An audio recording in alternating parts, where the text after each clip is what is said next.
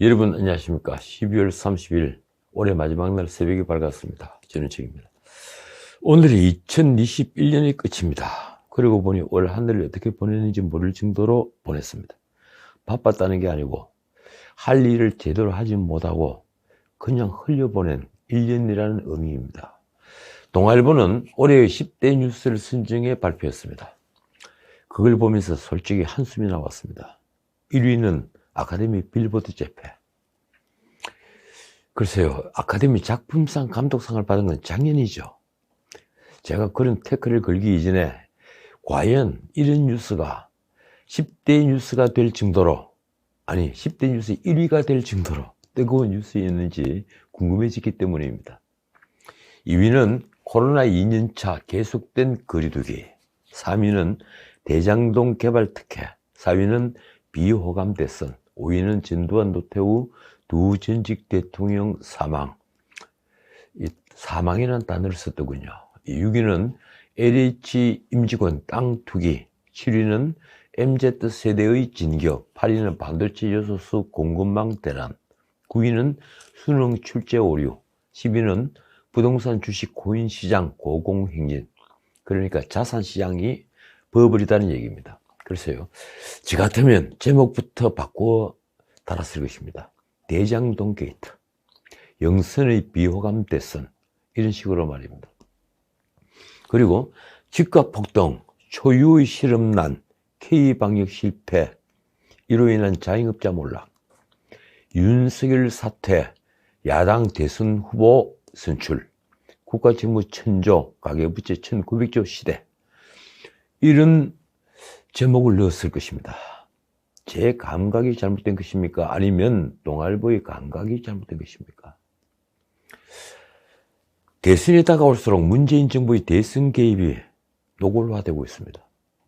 명백한 대선 개입입니다. 문 대통령이 이재명의 선대위원장이라는 말이 야당에서 나왔습니다. 정부에서도 박범계 법무부 장관의 최근 발언은 너무 노골적입니다. 그는 27일 KBS 출연해서 윤석열의 아내 김건희가 관련된 도이치모터스 주가 조작 사건에 대해 이렇게 말했습니다. 그분은 전주로서, 그리고 돈 주인으로서 상당한 금액이 참여가 돼 있다. 이 부분에 대해 검찰이 국민적 의혹에 합당한 결론을 내야 한다고 생각한다. 합당한 결론?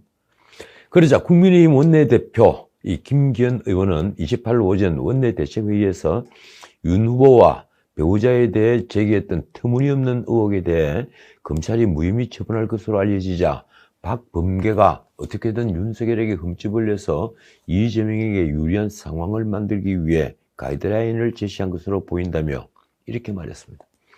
민주당 3선 현역 의원인 박 장관이 공개적으로 검찰을 압박하며 노골적으로 대선에 개입하고 있다. 물론 박범계는 29일 수사 가이드라인이 아니라며 전적으로 부인합니다. 그는 기자간담회에서 특정 언론을 통해 김건희를 무혐의 처분하는 것으로 결론이 난 것처럼 보도가 되고 정치권에서 이를 근거로 말을 하는데 그건 오해하는 부분이 있다며 이렇게 말했습니다. 저는 검찰이 계속 수사하고 있는 것으로 알고 있다. 그러자 이번에는 해명이 아니라 계속 수사하라는 2차 가이드라인을 제시한 모양새라는 지적이 나왔습니다. 제가 보기에도 그렇습니다. 언론에 나온 어느 검사의 말이 이렇습니다. 특수부가 1년 8개월간 뒤졌는데도 아직 김 씨를 조사하지도 못했다면 나중에 설령 기소하더라도 정치 수사 비판을 피할 수 없을 것이다. 그러니까 20개월 조사했는데도 아무것도 찾아내지 못했다는 얘기입니다. 박범계는 김씨 사건에 대해서는 총장으로부터 구체적이고 직접적인 수사 정보를 보고받지 않고 있다고 말했습니다. 그렇다면 그는 도대체 무슨 근거로 계속 수사를 말했을까요? 반면 그는 대장동 게이트에 대해서는 검찰이 어려운 상황에서 나름 최선을 다했다면서 이렇게 말했습니다. 대장동 사건은 설계 과정에서 특혜 의혹과 2015년 전후로 이루어진 로비 의혹으로 나뉜다. 설계상 특혜 부분은 주범이 다 구속 기소가 됐다. 도대체 이런 결론을 정당한 결론이라고 생각합니까? 온 국민이 천문학적 사기극의 몸통인 그분이 누구인지를 밝히라고 하는데도 주범이 다 구속 기소가 됐다면 대체 그분은 누구란 말입니까? 박범계는 이 나라 법무부 장관인가요? 아니면 그분의 변호인입니까? 이는 명백한 수사 가이드라인 제시이며 대선에 개입하는 행위입니다. 놀랍게도 박범계는 특검도 반대 입장을 밝혔습니다. 이렇습니다. 대선을 얼마 남기지 않은 이 시점에 특검에 대해 이런저런 말을 하는 것은 적절치 않다. 이러자 신문 사설들이 일제히 글을 꾸짖었습니다. 조선일보 사설 제목이 이렇습니다. 김건희 기소하라고 압박한 박범계 법무장관 대놓고 선거운동. 자, 이번에는 공수처의 행위입니다. 공수처가 윤석열과 아내 김건희 그리고 국민의힘 의원 105명 중에 무려 84명의 통신자료를 조회한 사실이 드러났습니다. 공수처는 윤석열 3차례, 김건희 1차례 뒷조사를 했습니다. 명색이 야당 대선 후보를 말입니다. 그 외에 국회의원은 아니지만 선대위 간부와 당직자들이 통신도 조회했습니다. 얼마 전 공수처는 정권 비판 언론인과 법조인, 교수 등의 통신 기록을 조회한 사실이 확인돼서 비판을 받아왔습니다. 공수처의 변명이 이렇습니다. 수사 중인 피의자의 통화 상대방이 누구인지 확인한 것뿐이며 적법한 절차를 따랐다. 그러니까 판사 도장을 받았다는 얘기죠. 그러면서도 수사 중인 개별 사건의 구체적 내용은 공개하기 어렵다고 했습니다. 도대체 야당 의원들 대부분이 통신기록 조회가 필요한 수사가 무슨 수사인가요? 야당이 반란죄라도 저질렀다는 것입니까? 더 놀라운 사실은 공수처의 통신자료 조회의 대상에 민주당이나 정권 측 인사는 단 한 명도 없다는 것입니다. 언론 보도를 보면 공수처가 출범 11개월간 수사한 사건 10여 건 중 4건이 윤석열 관련 사건입니다. 박범계 장관의 말이 참 궁색합니다. 그는 기자간담회에서 공수처를 이렇게 옹호했습니다. 어찌됐든 영장에 기초한 집행이다. 이러자 윤석열은 페이스북에서 공수처는 이미 수사 대상으로 전락했다며 문재인 정권을 겨냥했습니다. 대통령이 되면 공수처의 불법 행위에 책임 있는 자들에 대해 반드시 책임을 묻겠다. 공수처가 게슈타포나 할 일을 하고 있다. 게슈타포 다들 알고 계시죠? 히틀러의 충견 수사기관이었습니다. 그는 안동에서 열린 경북 선대위 출범식에서 저와 제 누이 동생까지 통신사찰을 당했다. 자기들이 맨날 비판하던 과거의 권위주의 독재 시절에나 있던 짓이다. 면서 이렇게 말했습니다. 이 공수처를 만들려고 국민들을 얼마나 속였나. 사찰 정부기관을 왜 두겠나. 부패에서 걸릴 게 많기 때문이다. 그는 문재인 정부는 물러나라고 요구했습니다. 제가 볼 때는 대선도 필요 없고 이제 곱게 정권 내놓고 물러가는 게 정답이다. 윤석열의 입이 정말 거칠어졌습니다. 국민의힘 김기현 원내대표도 29일 긴급 기자회견을 열고 김진욱 공수처장의 구속을 요구했습니다. 살아있는 권력의 비판적인 사람은 민간인까지 사사치 조사하고 혈세를 도둑질하는 아주 나쁜 조직이다. 김진욱은 구속돼야 마땅하고 당장 감옥 보내야 한다. 주요 언론도 이 문제를 헤드라인으로 다뤘습니다. 조선일보 헤드라인은 공수처, 윤석열, 김건희까지 뒤졌다. 중앙일보 역시 공수처, 윤석열, 김건희 통신자료 뒤졌다. 동아일보는 일면 사이드에 처리했습니다. 공수처, 검찰, 윤석열, 김건희 통신자료 조회했다. 재밌는 것은 한겨레의 물타기입니다. 일면 헤드라인이 이렇습니다. 법 개정 않고 방치한 통신조회. 윤석열 검찰총장 땐 282만여 건. 이 문제에 대한 청와대의 반응이 아주 재미있습니다. 언론 표현으로 청와대 핵심 관계자. 이걸 이준석식으로 말하면 청핵관이라고 해야 합니까? 이 청핵관이 야당이 이번 사태에 대한 문재인 대통령과 청와대의 입장을 요구하고 있다는 기자들의 질문에 이렇게 답했습니다. 공수처는 독립기구다. 청와대가 이 문제를 언급하는 것은 적절치 않다. 그 청핵관이 과연 누구일까요? 그런 기자들이 재차 공수처가 독립기구이긴 하지만 문 대통령이 적폐청산을 내걸고 설치한 중요한 기구이니 청와대가 입장을 밝혀야 하는 것 아닌가라고 묻자 청와대는 입장을 낼 계획이 없다며 공을 공수시장인 김진욱에게 넘겼습니다. 오늘 김진욱이 국회에 출석해 그 자리에서 입장을 밝힐 것으로 본다. 그런데 막상 김진욱은 30일 국회에서 야당의 통신자료 조회에 대한 질타에 강하게 반발했습니다. 그는 권성동이 긴급 현안 질의에서 공수처가 직권을 남용하며 무소불위의 수사기관이 됐다고 하자 이렇게 말했습니다. 지나친 말씀이다. 검찰과 경찰도 많이 하는데 왜 공수처만 가지고 사찰이라고 하느냐. 그러면서 윤석열과 아내 김건희에 대한 통신기록 조회도 이렇게 대응했습니다. 윤 후보에 대해 저희가 3회, 서울중앙지검에서는 4회였고 배우자에 대해서는 저희가 1회, 검찰이 5회였다. 왜 저희만 가지고 사찰이라고 하느냐. 그 뒤에 설명이 기가 막힙니다. 지난주 과기부 발표를 보면 검찰은 59만 7천 건, 경찰은 187만 7천 건이었지만 저희는 135건이다. 우리 보고 통신사찰했다는 건 과한 말씀이다. 김진욱은 야당 의원 84명에 대한 조회도 수사 중인 사안이라 원칙적으로 말씀드릴 수는 없지만 국민적 관심사이기에 말한다며 이렇게 비켜갔습니다. 현재 수사 중인 고발사주 의혹 사건 관련으로 알고 있다. 이른바 고발사주 사건으로 피의자가 된 사람은 윤석열 후보와 김웅, 점식 의원 그리고 손준성 검사뿐입니다. 그렇다면 야당 의원 84명을 턴 이유는 도대체 무엇입니까?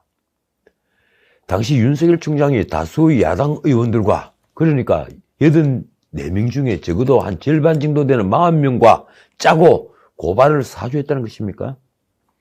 제게는 너무 상식적이지 않은 답변으로 보입니다. 김진욱은 의원들 신상을 튼 것은 통화했을 가능성 때문이라고 말했습니다. 그 가능성 때문에 명색이 국회의원의 통신자료를 전부 다 줘야 하는가요? 문 대통령이 공수처를 밀어붙인 건 바로 이런 충성을 보기 위해서였습니까? 자, 다른 얘기 하겠습니다.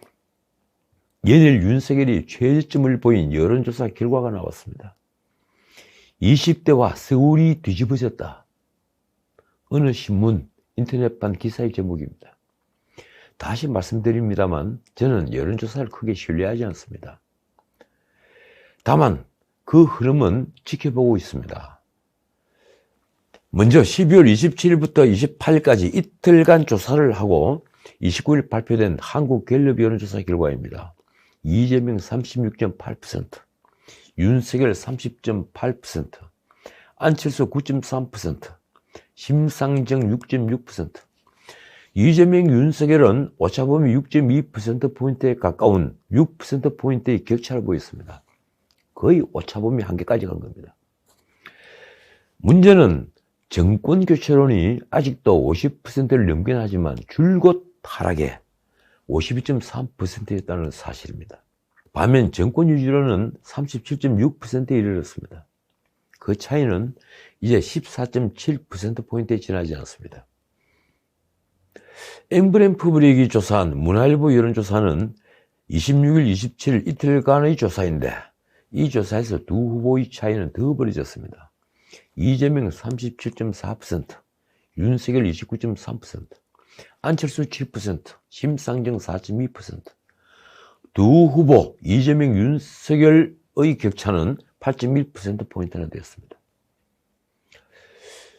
어제 발표된 전국 지표조사 NBS인데 차이가 더 벌어졌습니다. 이 조사는 엠브레인 퍼블릭, 한국리서치 등 4개 업체가 지난 27일부터 29일 4일간 조사해서 이날 발표한 것입니다. 이재명 39%, 윤석열 28%, 안철수 6%, 심상정 5%. 이재명은 지난주보다 4%포인트나 상승을 하고 윤석열은 1%포인트가 하락하면서 두 후보 간 격차는 오차범위 바뀐 11%포인트로 벌어졌습니다. 양당의 후보 확정 이후 이재명은 최고치를 그리고 윤석열은 최저치를 기록했습니다. 바닥까지 온 겁니다.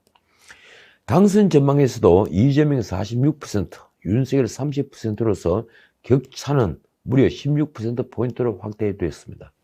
놀랍게도 이 조사에서 정권교체, 정권 심판론과 정권 유지, 정권 안정론은 완전히 역전됐습니다. 지난주는 42% 동률이었죠. 그런데 이번 주는 정권 교체론은 40%에 그치면서 정권 유지론 45%와 5%포인트 격차를 보인 것입니다. 동일기관의 조사로서는 지난 5월 4주차에 국정 안정론 45%, 그리고 정권 심판론 43% 이후 정권 교체론이 늘 위에 있었는데 7개월 만에 역전이 된 것입니다. 무엇이 정권 교체 열망을 무참히 꺾고 윤석열에 대한 지지를 철회하게 만드는 것일까요? 그동안 윤석열 후보와 국민의힘에 무슨 일이 있었던 것입니까? 가장 언론을 많이 탄 것은 아내 김건희의 허위 경력 논란입니다. 윤석열은 아내의 수상 경력 등 논란이 된 7가지 사항에 대해서 진솔한 사과를 하지 못했습니다. 그게 간표 요인이 된 것은 분명해 보입니다. 그리고 윤석열 본인이 실언도 있었습니다. 그는 23일 순천에서 열린 전남 선대위 출범식에서 민주당과 문 대통령의 편 가리기를 지적하다가 그만 중대한 실언을 했습니다. 저도 정권 교체를 해야 하는데 민주당은 들어갈 수가 없어서 부득이 국민의힘을 선택했다. 부득이 국민의힘을 선택했다. 이 방점은 국민의힘이 혁신하여 호남의 마음에도 들게 만들겠다는 데 찍혀 있었는데 사람들은 이 부득이 국민의힘에 입당했다는 말에 훨씬 더 주목했습니다. 실언이라면 엄청난 실언을 한 것입니다. 그 실언은 또 있습니다. 그는 문재인 정부의 1980년대 민주화 운동을 한 분들이 많다며 자유민주주의 정신에 따른 민주화 운동이 아니라 어디 외국에서 수입해온 이념에 사로잡혀서 민주화 운동을 한 분들과 같은 길을 걸은 것이라고 비유했습니다. 외국에서 수입해온 이념, 그게 뭔지는 다들 알고 계시죠? 이를 두고 군사 독재와 싸운 민주화 운동 세력을 통째로 폄훼했다는 오해를 불렀습니다. 이 역시 진위가 왜곡되기 딱 좋은 문법이었습니다. 그런데 이런 논란보다도 가장 큰 간표 요인은 다른 데 있죠. 바로 당내 분리화합입니다. 특히 당대표인 이준석의 자기 정치로 인한 분란은 많은 사람들을 실망시키며 국민의힘 정당 지지도와 함께 윤석열에 대한 지지도까지 끌어내렸습니다.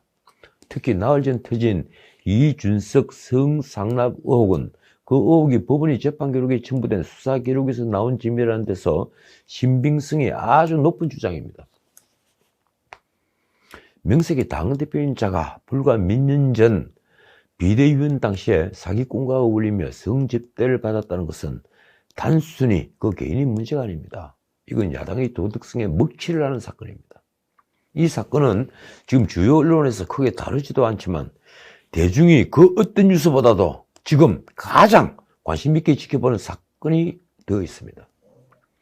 그 사건은 어떻게 되는 걸까요? 이준석은 놀랍게도 가세현의 강용석과 김세희를 고소했습니다. 이 죄명은 정보통신법망상 허위사실에 의한 명예훼손이라고 합니다.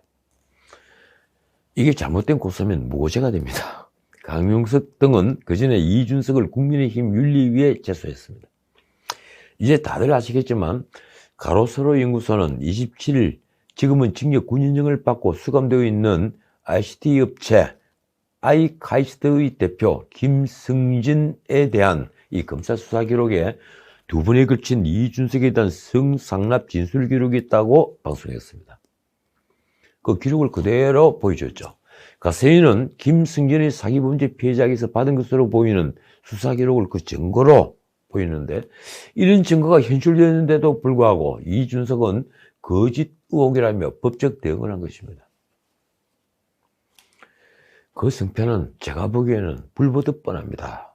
그가 당 대표실을 통해 고소를 요구하자 강용석 변호사는 오늘 당장 고소하라면서 성상납을 받았는지 아닌지부터 명확히 밝힐 것을 요구했습니다. 강용석은 이틀 전엔 성상납을 주선한 사람의 제보 음성 파일도 공개했습니다. 솔직히 제 생각을 말씀드리자면 이렇습니다. 이준석은 대의를 위해 지금 사퇴해야 합니다. 김종인도 이미 말했지만 이번 대선에서 보수 우파가 다시 패퇴한다면 이준석의 미래는 없습니다.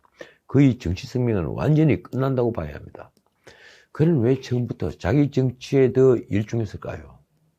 저는 아직도 그 이유가 몹시 궁금합니다. 이준석의 자기 정치는 지금도 여전합니다. 그가 29일 기자들에게 한 말이 이렇습니다. 더 이상 선대위가 이준석 대책위처럼 돌아가는 건 스스로도 보기 안 좋고 국민 보기에도 안 좋다. 상황을 이렇게 만든 데 대한 그 어떤 반성도 미안함도 보이지 않습니다.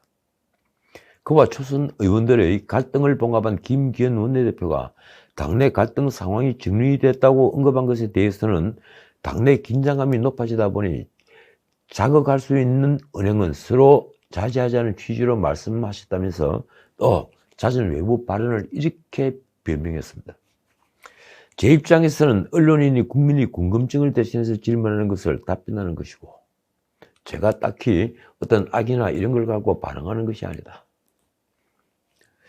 글쎄, 그렇다고 당대표란 자가 주야장천 방송국에서 부르면 곧장 달려가는 겁니까?